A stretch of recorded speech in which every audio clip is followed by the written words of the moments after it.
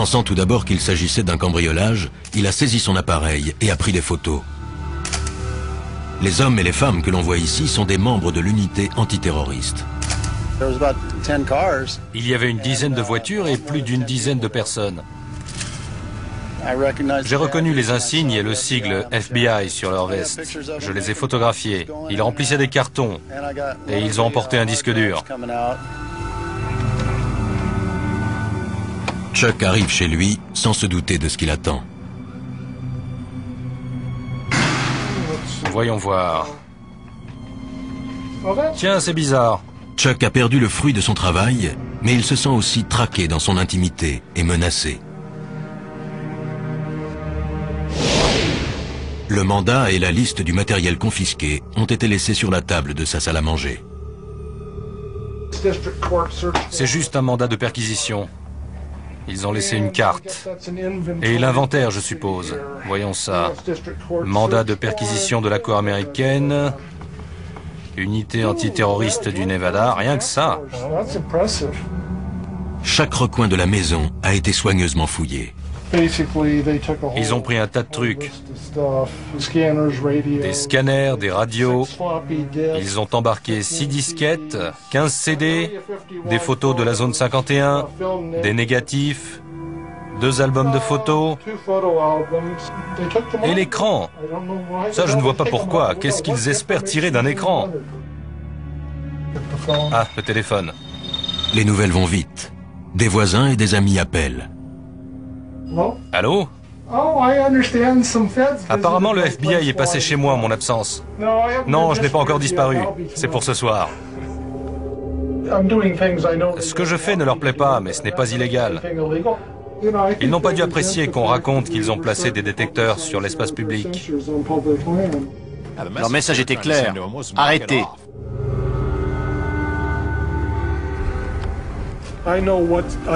Je sais jusqu'où je peux me permettre d'aller légalement. Je pousse les limites, mais je ne les franchis pas. C'est ça qui les énerve. Je ne me laisse pas intimider par eux. Je me pointe sous leur nez avec mon objectif. Conscient que l'État enquête sur Chuck, ses coéquipiers, le spécialiste de la sécurité Mike Johnson et l'expert en communication Bob Grove, poursuivent leur mission. Ils ne sont qu'à 3 km de l'accès arrière de la zone 51 et il ne fait aucun doute qu'ils ont été repérés. Ils ont un tas de façons de détecter notre présence. Ils doivent nous écouter. Possible. Ils nous regardent certainement et ils doivent nous écouter aussi. Voilà les barbelés.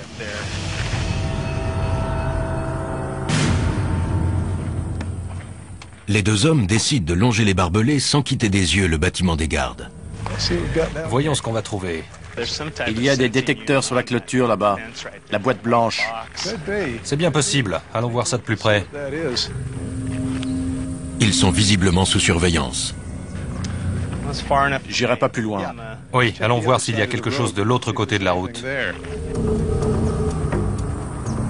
À environ 100 mètres de distance, ils voient pour la première fois les forces de sécurité privées engagées pour protéger la zone 51.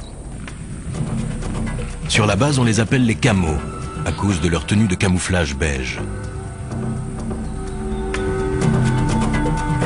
Bob et Mike aimeraient s'approcher, mais ils savent qu'un pas de trop compromettrait leur mission. Ce n'est pas le moment de prendre des risques. Je tiens pas à aller en prison. Mike et Bob opèrent un repli stratégique.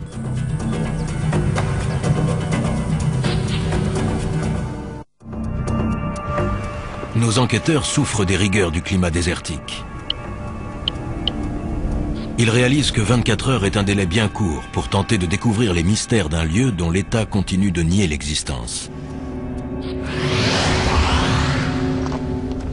J'aurais dû m'entraîner.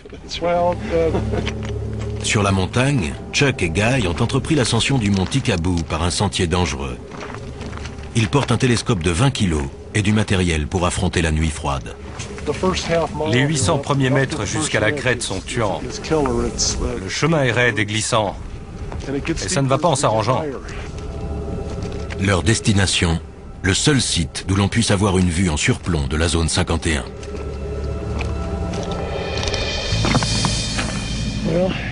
Nous voici au sommet. C'est vraiment spectaculaire.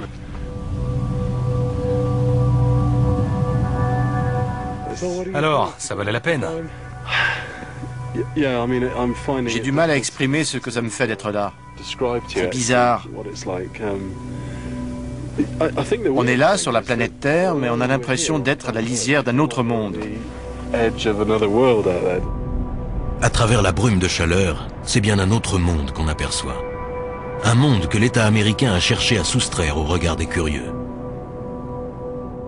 Je vois des bâtiments qui brillent au soleil et j'aperçois une des pistes. C'est incroyable. Je n'en crois pas mes yeux. C'est inimaginable. Depuis le temps, c'est vraiment incroyable. C'est pas un mythe. Non, ça existe vraiment. Chuck et Guy se hâtent d'installer leur équipement. Car ils savent parfaitement que si d'ici ils peuvent voir la base, elle, peut également les voir. Ils sont à 40 km de la zone 51 et comptent sur le télescope de Chuck et son appareil photo avec téléobjectif pour espionner et consigner la moindre activité se déroulant là-bas. Avec le téléobjectif, l'image sera grossie jusqu'à 50 fois. Je vois. Les deux hommes savent que la base sert à tester des technologies modernes et ultra secrètes, dignes des récits de science-fiction. Sur ce qu'ils peuvent bien faire là-bas, on les soupçonne de plus en plus de travailler sur la propulsion antigravitationnelle. La quête du Saint Graal de l'aéronautique serait sur le point d'aboutir. On parle d'expérience sur l'antigravitation et j'ai vu 2 ou 3 trucs. Quel genre? Des objets qui s'élèvent lentement et restent en suspension durant quelques minutes, filent dans le ciel et puis s'arrêtent instantanément ou font demi-tour à toute vitesse. C'est incroyable.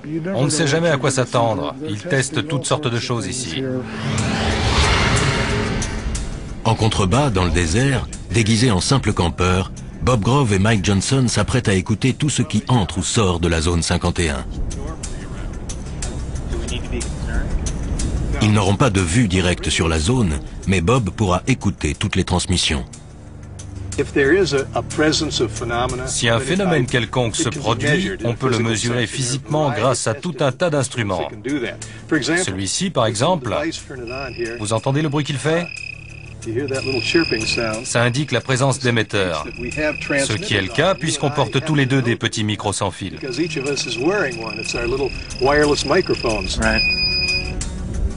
Une fois leurs instruments réglés, Bob et Mike se préparent à une longue nuit d'écoute.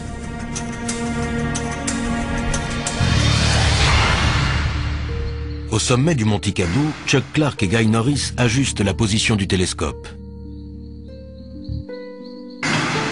Si un événement se produit, ils n'auront que quelques secondes pour réagir. C'est une nuit sans lune. On a plus de chances qu'il se passe quelque chose, non? Ça augmente les possibilités. Ils ne prendront pas le risque de faire des essais au clair de lune. Moins la lune est visible et plus on a de chances qu'ils en fassent.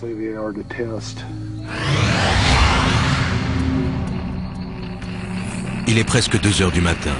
Le spécialiste en électronique Bob Grove et l'expert en sécurité Mike Johnson ont établi leur camp juste en bordure de la base. L'équipement radio ultra perfectionné va repérer toute activité au sol ou dans les airs.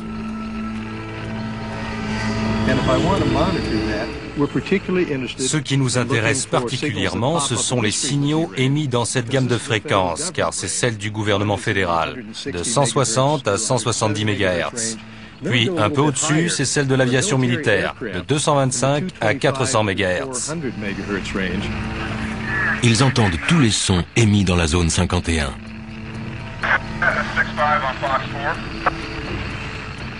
Bob ajuste la fréquence. C'était quoi ce qu'on entendait à la radio? La sécurité. Il parlait de nous? Possible. Mike et Bob soupçonnent fortement la sécurité de la base de les surveiller. Toute la nuit, ils se tiendront prêts à une éventuelle intervention.